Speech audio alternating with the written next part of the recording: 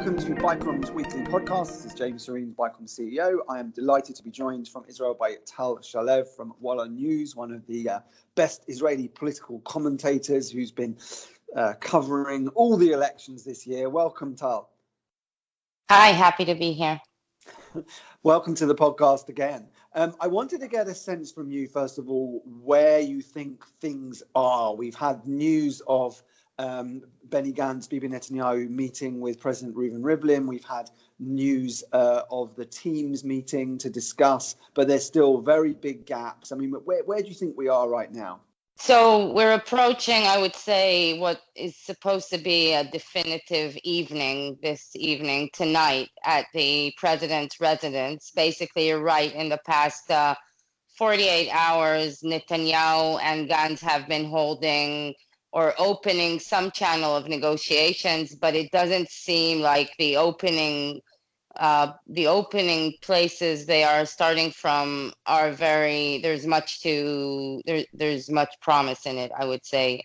Both sides have conflicting positions at the moment, and there's a growing assumption that both of them are just trying to, kill time. And I think that Rivlin, the president, who basically initiated this whole channel by calling for a unity government and by urging both leaders to sit down together and find a way to form a unity government, I think that Rivlin doesn't want to be played a fool. So it's true that there have been two meetings, one meeting between Netanyahu and Gantzs and one meeting between their teams. But at least from what we're hearing from these meetings, there are two big divides, a huge divide, I would say, which prevent any progress at this moment. The first, and this have to do with who will be, even if these two people decide to form a unity government, the first question is who will be the prime minister and who will be the prime minister first, assuming that there will be some kind of rotation agreement splitting the term between the two of them. And the second question is who will be part of this government and what does it include? While the Blue and White Party campaigned and promised to form a liberal government, obliged and committed to several legislation bills in issues of religion and state, Netanyahu has come to this negotiation not only with the Likud party, but with the right-wing ultra-Orthodox bloc, including all of his natural partners. And this rules out any way that Blue and White can, implement what they promised to their voters. And so these are the two questions, and it seems like Rivlin is going to draw a conclusion that a unity government is not underway, or at least not right now, and then he will move on to the next step, and that will be actually giving one of them, Netanyahu or Gantzs, the chance or the ticket, the mandate to try and form a coalition, and then we start a deadline of a timetable of 28 days with an option of a 14-day extension, in which probably Netanyahu will be trying to form a government. And that's where we are now. So, I mean, my understanding that if they're talking about a rotation agreement, Bibi Netanyahu has to go first, because if he's indicted and he's only a minister and not the prime minister, he has to resign. So he has to be the first prime minister. And that's one of the stumbling blocks, isn't it? Well, I think that would be the main stumbling block. If at this point, that is the Likud's position. The Likud is saying there's no way that Netanyahu will not be first. And then Benny Gantz is also presenting that as his number one condition, that he will be first. There could be a way perhaps to, get around that block, but that would necessarily entail Benny Gantz's party breaking up. We should remember that Benny Gantz has Yair Lapid. Yair Lapid will not join a government in which Netanyahu is the prime minister. There will not be a government sworn in, including Netanyahu as prime minister and Yair Lapid as minister. So that immediately means that if Benny Gantz is considering joining a government in which Netanyahu is prime minister first in the rotation agreement, he will be coming without Yair Lapid at least, and perhaps also without Moshe Ya'alon. And that's very damaging, because he's got 1 million plus Israelis to vote for him, Benny Gantz. He's built this whole movement. The whole point was liberal secular values, toppling Bibi Netanyahu, and then he has kind of the force of argument is bolstered by all those voters voting for him. And if all of a sudden this movement disintegrates, then surely he loses a huge amount of political power and his bargaining position in the future. Well, basically, I would say that if Benny Gantz is to join Netanyahu's government and sit under Netanyahu, he will be committing political suicide, and he will be no longer relevant as a candidate for a prime minister in Israel. That is why I do not believe he will do it, because there's basically no reason. We should say that there's the timetable here, and the time is pressing, but it's pressing more for Netanyahu than it is to Benny Gantz. If there are two actors here, but one of them is under time pressure because of his legal timetable. So Netanyahu is much more stressed than Benny Gantz, and Benny Gantz can play it much more cool.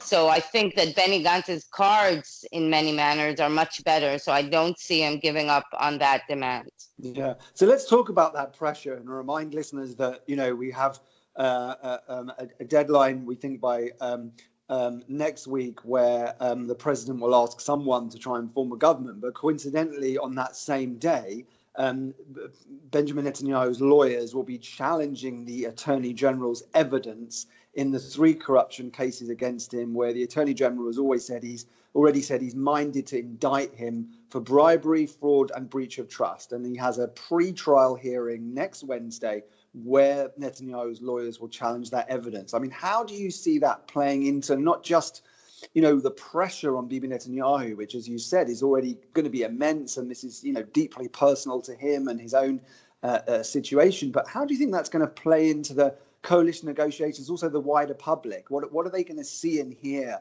about these cases again? Because they've heard a lot, and I think, they might have already priced that knowledge into their assessments. But is this going to take us into a lot more detail, a lot more of the sense that Netanyahu has done something wrong? It's not about the details. It's about the timetable. The minute that the hearing starts, that means that the clock is ticking toward the final indictment. Right. Meaning that if Netanyahu is not prime minister or does not succeed to form a government by the time he's indicted, he will start to be in political trouble. And there's I don't know to predict how that will play out, but we should look at the larger picture here. And the bigger picture here is that Netanyahu did not win for the second time in a row. First, he failed to form a government in April, and now he did not succeed to achieve the goal of 61 seats, which he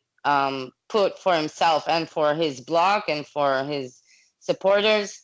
And the other thing is that he is not in control of the legal timetable anymore, and he'll find it very difficult to manipulate it with it now. And when it starts to be clear that perhaps the timetable will bring us to another election very, very soon. So, for instance, let's say Netanyahu does form a government. He will have to form a government with someone from the other side, meaning that someone will leave his government after he's indicted. Meaning that what are we going for, a government of a few months? So at some point after the hearing, and when the timetable and the clock starts to tick much faster towards an indictment, that could create an effect in the system that people, especially inside the Likud, start to understand that they are connecting themselves with someone who is going to be over soon anyway.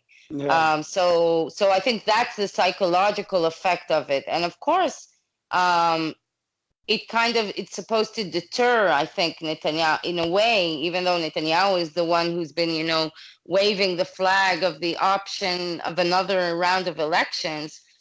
The fact that if we go to another round of elections, Netanyahu will probably be already after an indictment, does not give him very good prospects for another campaign. Yeah. I think there's, if we look at the trend between April and September, then Netanyahu lost power, he lost support, and if that's the trend, he will come back even weaker from another election. So if he tries to drag the whole system into another election just because of his legal troubles, the assumption is that something could come up inside the Likud, and this could spur spark a revolt in the Likud. Yeah, that's very interesting. I mean, let's just focus on finally the two leaders. I mean, but let's start with Netanyahu. I mean, you mentioned that he's now failed to get that 61 seat majority block from a second election. It did seem from the initial analysis of the results and from what worked and didn't work in the campaign that essentially the magic was starting to not work, that he basically thought he could run the same campaign as he did in April, and it just didn't work. Either people were bored or they were disillusioned, or that, and if you look at the details, that Likud lost voters, and if you look at, their union with Kulanu and maybe some of the Zahut voters, Likud should have done much better, and so the defeat is sort of compounded. So how do you see Netanyahu behaving now? Like, is there some contrition there? Do you see his sort of power waning and the magic sort of, really starting to not work? Or do you think he's just still the same and he's kind of carrying on as if nothing has happened? How do you see him? I kind of think it's like a tennis player, a top tennis player, like Federer or Nadal, right. And you're watching him in a match, and he's losing, and he's losing to some young star who came up just now, and he's lost 2 rounds, but he still has the third round, and sometimes Nadal and Federer can come back in the third round and create such, and regain control of the game and the dynamics and the psychology of it. So that's what Netanyahu has been trying to do since the election results are out. He's been trying basically he's doing whatever he can. Yes, he's portraying himself as the winner or as the stronger opponent by creating this block with the ultra-Orthodox parties and coming to the table with 55 and not with only 32 seats. And he's very good. Netanyahu is a very good, and I think the best thing he is at marketing. So while I do think that he understands, because everyone around understands that he's in a bad situation, he succeeded to market it as not such a bad situation. But I don't know how long that will be able to last. I also believe that, Israel has been in the past decade, somewhere between a spell or a blessing, or, it's been living in an era in which Netanyahu is always a winner. And to start to come to terms with the fact that he's not, it takes time. It's a shock. And so I think he also has a very unexperienced opponent. So I wouldn't say that the game is over, and I think that he's doing whatever he can to keep the game alive. I'm just not sure if he can do it. Since it's Netanyahu and it's King Bibi, then I wouldn't be surprised if at the end of the day he finds some kind of trick. But to be honest, I don't know. When I look at all of the options, I don't see where he finds a way out of this mess. Yeah, interesting. And what about Benny Gantz? I mean, I spoke to a lot of people during the campaign, and I asked the question, has he learned? Has he got better? Has he become more polished? And the answer was always, well, not really, but he's sort of saying a bit less. And they saw a little bit more discipline among blue and white. But how do you see him now? I mean, you mentioned, he's kind of in the better position. He's the one that is not under pressure. Personally, he can just wait this one out. Yes, he wants his career to progress, but, the pressure is really not on him. Do you see him growing into that possible prime minister in waiting role, or is he just exactly the same as he was before? I don't think he's growing into the prime minister role yet, because it's really not clear that he's going to be prime minister. I mean, even if he was to get the ticket from the president, he wouldn't be able to form a government, not right now. So I think that what Benny Gantz is doing is also the only thing that he should be doing right now, is just, taking a very deep breath and perhaps meditating and waiting and if there's something that Benny Gantz is good at is at being calm. That's his nickname. They call him Benny Chuta, which means very, very calm. So I think that he's projecting some kind of calmness.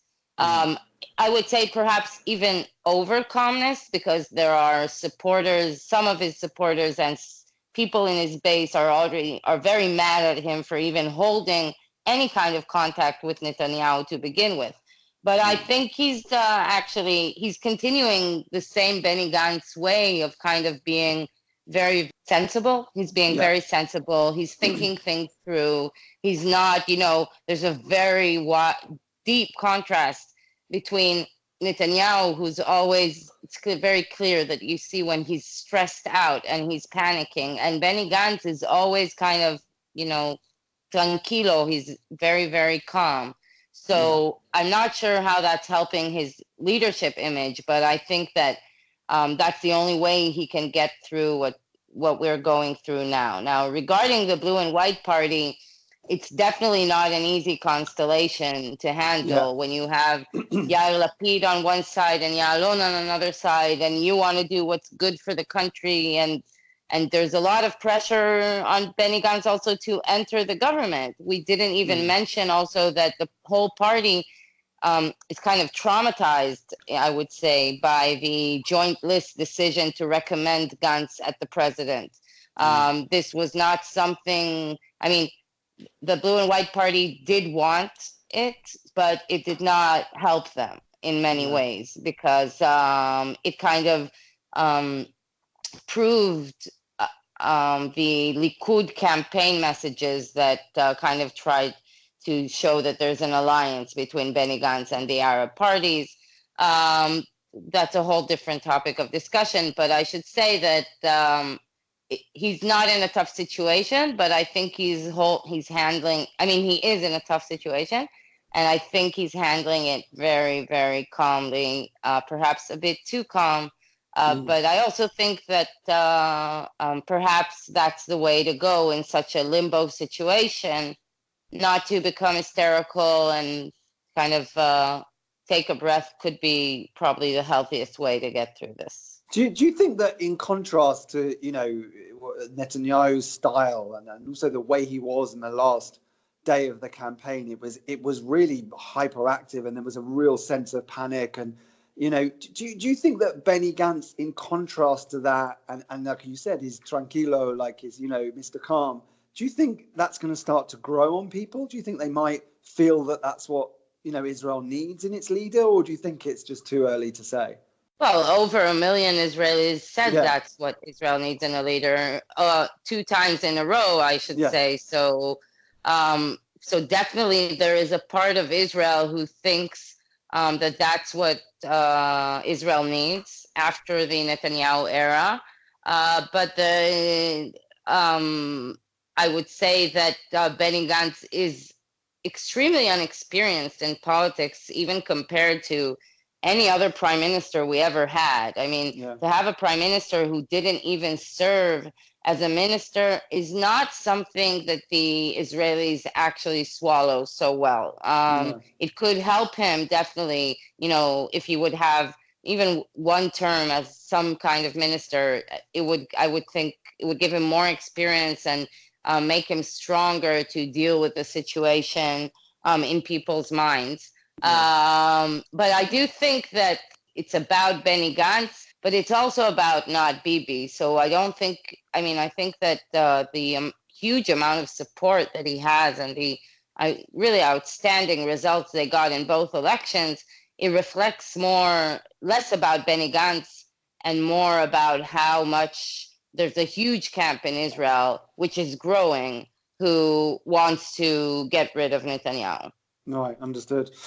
Tal, we will leave it there. Thank you so much for joining us, and I'm sure all our listeners will be that image will stick with them of the kind of Roger Federer hanging on in the sort of fifth set versus Benny Chuta, the Mr. Tranquilo, and that being the kind of struggle over the next few weeks. So thank you for that brilliant analogy. Thank you so much for joining us. You're welcome.